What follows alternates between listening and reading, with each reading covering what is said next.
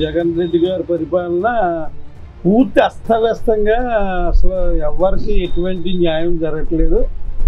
అంత అక్రమాలు, అన్నీ దోపిడీలే.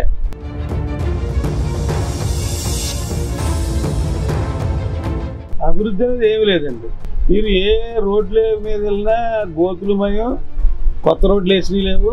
అంతకుముందు చంద్రబాబు నాయుడు గారు వేసినటువంటి సీసీ రోడ్లే తప్ప ప్రజెంట్ అయితే సీసీ రోడ్లు కూడా వేసిన దాఖలాలు లేవు. 3 రాజధానులు అనేది శుద్ధ తప్పు. ఎందుకంటే అతనే ఒప్పుకున్నాడు కదండి. అసెంబ్లీ సాక్షిగా మాట్లాడిన వ్యక్తి అధికారంలోకి వచ్చిన తర్వాత ఒకే రాజధాని కాదు 3 రాజధానులు 3 అని చేస్తామని చెప్పేసి ఈ రోజుకి అంటున్నాడా. పైగా సుప్రీంకోర్టులో కేసు ఉండగా కూడా ఇవాళ దాని మీద అతను మాట్లాడుతున్నాడంటే కోర్టుకు కూడా ధిక్కారణ చేస్తున్నాడు. అన్నింటికి తెగించేసాడు ఆయన. ఆయన ఇష్టం వచ్చినట్టు పరిపాలించినాడు.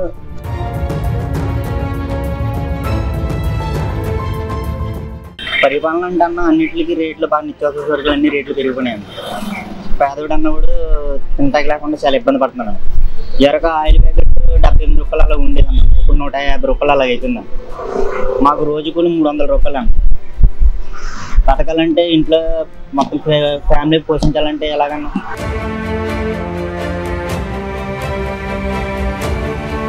రాష్ట్ర భవిష్యత్తు బాగుంటుంది కదండి. నిరుద్యోగులకు ఉద్యోగాలు లేవండి. కుర్రాళ్ళు చదువుకొని డిగ్రీ చదువు అలా ఖాళీగా ఉన్నారు.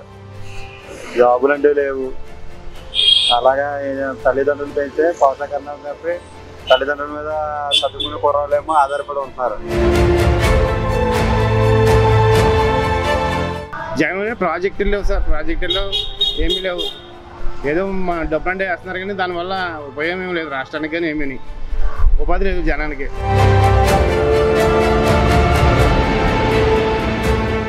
పేదవాడికి పనికొచ్చి లేదు, కష్టపడేవాడికి పనికొచ్చేది లేదు.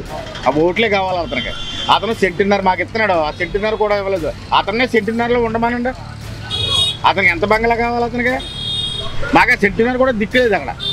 ఎంతకంటే ప్రభుత్వం ఏం చేస్తానని వచ్చాడు, ఏం చేస్తున్నాడు? నరసాపురంని జిల్లా వచ్చింది, పార్లమెంట్ సెగ్మెంట్ని జిల్లా సెగ్మెంట్ చేస్తానన్నాడు జగన్. మరి ఇతను ఏం చేయించాడు? దేవారం అమ్మేసుకున్నాడు అతను. మరి మేము ఏమైపోవాలి? ఊరు సముద్రంలో దూకాలా, గోదావరిలో దూకాలా? బతకడానికి మాకు ఆధారం ఏముంది? ఒక కాలేజీ రానివ్వలేదు, ఒక ఎయిర్పోర్ట్ రానివ్వలేదు, ఏమీ రానివ్వలేదు, ఒక వంతెన వేయలేదు. ఎందుకంటే ప్రభుత్వం నాకు అసలేదు అసలు. మొన్న అదేనా ఎలా నెగ్గారంటే 150 సీటు కూడా కంప్యూటర్ మిస్టేక్. అది కంప్యూటర్ కొనేరాళ్ళు కేరళ వెళ్ళి. అప్పుడు పేపర్ పెట్టమనండి. నీతి నిజాయితీ దమ్ము ధైర్యం ఒక మనిషికి కనుక పుడితే వెళ్ళి పేపర్ పెట్టుకోమనండి. ఎక్కడ వస్తారో చూస్తానండి.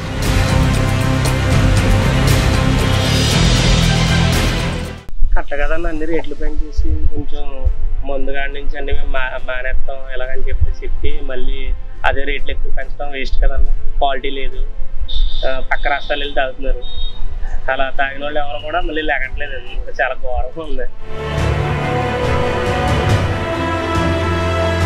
ఎక్కడ ఉన్నాయన్నా జాబ్లు ఎక్కడ ఉన్నాయి? జనాలకి ఎవరికి పనులు లేవు, ఏమి లేవు. అన్ని రేట్లు పెరుగుతుంది.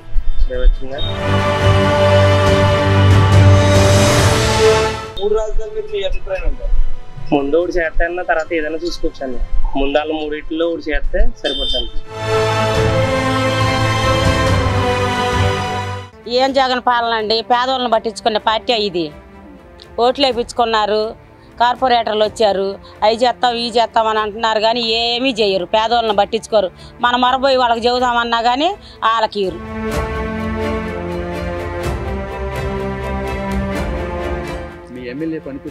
ఇదిగో ఎట్టుంది మా పేట. రోడ్లు లేవు, కాలువలు లేవు. ఓట్లు వేసేటప్పుడేమో మసీదుల మీద ప్రమాణాలు చేశారు ముస్తఫా గారు.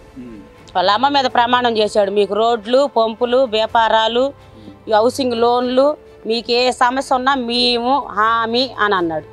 ఏది మా కాడికి వచ్చింది లేదు, చేసింది లేదు. ఉన్న కాలువలు మేము పేదవాళ్ళం కట్టించుకుంటే కోలు దోసిపోయారు.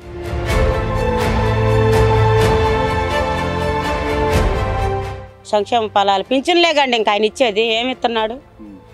కావాల్సింది లైఫ్ లాంగ్ నిలబడిపోయేది ఇల్లులో, లేకపోతే ఏమన్నా పిల్లలకి ఉద్యోగాలు ఏమన్నా ఇస్తుంటే బాగుంటుంది. ఆ పింఛనే ఇస్తుంది. ఆ పింఛన్ ఏ గవర్నమెంట్ అయినా ఇచ్చిద్ది.